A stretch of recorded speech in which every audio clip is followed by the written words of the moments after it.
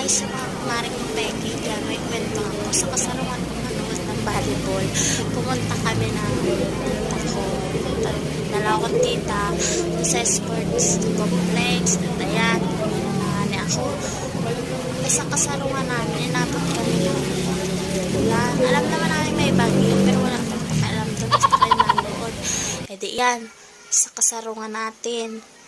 Napospon ng laro nung katipan ko. Nagpa-picture na lang kami sa may CR ng sports complex. At ayan, nagka-picture naman kami ng aking katipan. Kahit hindi ko siya nakita ng personal. Happy naman yung titahin kong lugain. Dahil hindi nga natuloy. Ayun, kawawa naman kami. Umuwi kami na makita namin yung saging na parang hindi pa alam na bago bumagsak. Nabagsak. Kuya